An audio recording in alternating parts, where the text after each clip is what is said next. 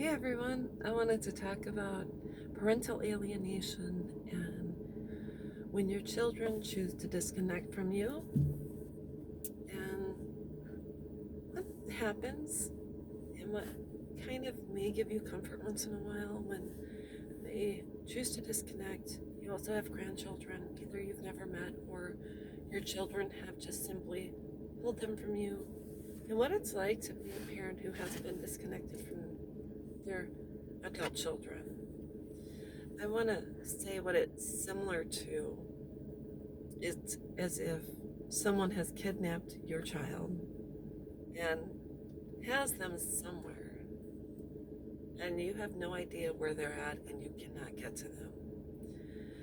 And there's nothing you can do whatsoever until that person decides to release your child, or your child deserves or decides to release themselves.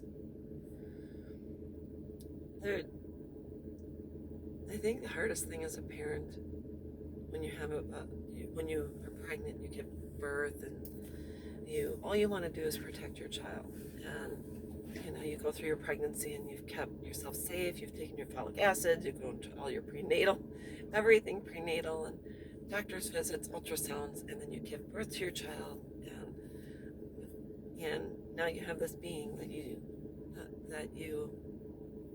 are, you protect, you love, you nurture, you keep them safe, whatever the case is. So I think the hardest thing initially when your child chooses to disconnect is that you don't know where they're at.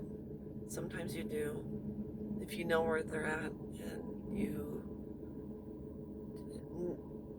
maybe you have an address, maybe you've driven past, but the worst thing is not the worst thing, but it's an overwhelming feeling when your child is disconnected. They're gone, you find out their address, you drive past, and then you're sitting down the street from their house or whatever. If whoever has done this, I don't know how many people have done this, but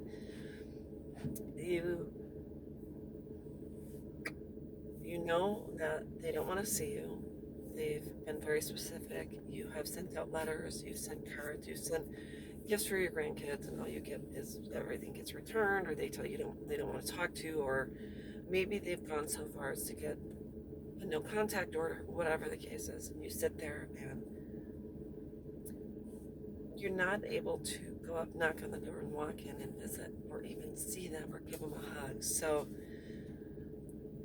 I think the biggest struggle when they disconnect and you don't know where they're at, or even if you do, is that your ability to protect them is gone. And your ability to be the person they contact when they're hurting or suffering, or maybe, you're disconnected from your daughter, she's pregnant. You are not able to go to any of the hospital visits, the doctor visits, hear the heartbeat, see her give birth, be there in the hospital when all of your friends are experiencing, maybe your friends or your sisters, your cousins, family members, friends, whomever, are able to see their own children and their own daughters give birth, get married, be a part of all of it. It can be overwhelming, and I think the very hardest times are around Mother's Day, Grandparents' Day. I have a lot of friends on Facebook, family on Facebook, who will post pictures of their grandkids, or this is my brand new granddaughter.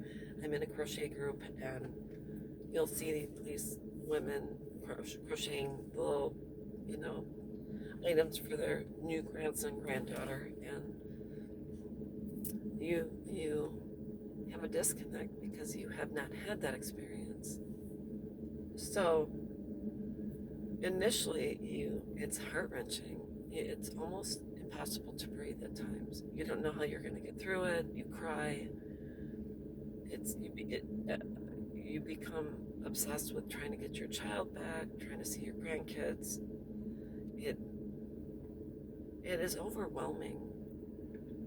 It's a sensation as if someone has taken your heart and just ripped it out of your chest, and there's nothing you can do. I mean, there are a few things you can do. Some people self-medicate, some people take the low road, some people drink, some people do whatever the case is. Some people, use certain situations to numb or avoid the truth.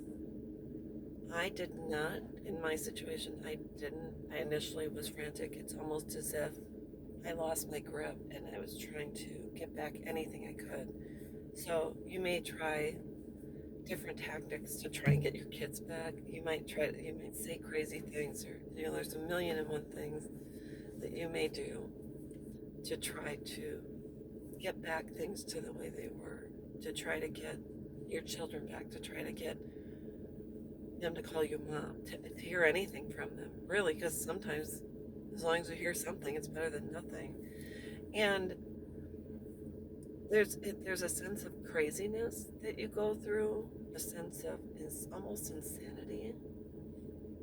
It's really hard to describe the feelings because there's absolutely nothing like it. You can go through a divorce and you can disconnect from your spouse and you both go your own ways, but when your children choose to disconnect, it's almost, I think, not only is it horrible and it's horribly painful, but then other people blame you. What did you do? You must have done something for your child to disconnect from you. You must have abused them. You must have hurt them. And you'll hear it from people that you're closest to because they don't understand it. If someone hasn't been through it, they don't understand it. So it took me a while. Mine has been going on for 8, 9, 10 years. And it wasn't until I accepted the situation that my adult children had the right to have relationships with whomever they wanted. And even if I didn't meet my grandkids, even if they didn't know about me, they have the right to do that because just as I became an adult, I had the right to choose whom I wanted around my children and who I wanted relationships with. So I had to come to terms with that and find my new normal. But what our children don't understand is that there are times, and it might happen more often than not for you. This is how it happens for me.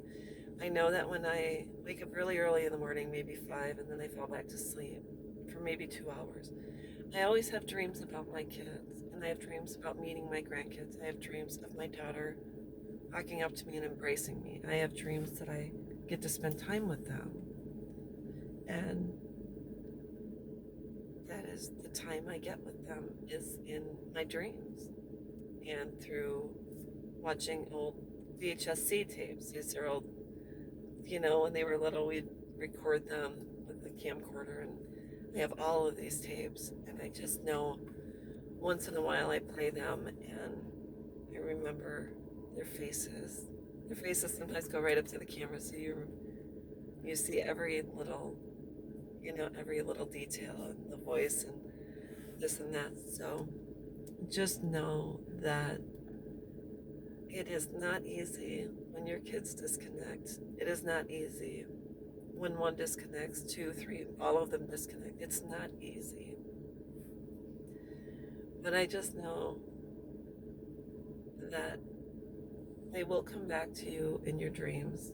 They'll come back through memories. They'll come back through recordings. They'll come back through other family members reliving certain situations. And all I know is when I dream about my children, it is a happy time.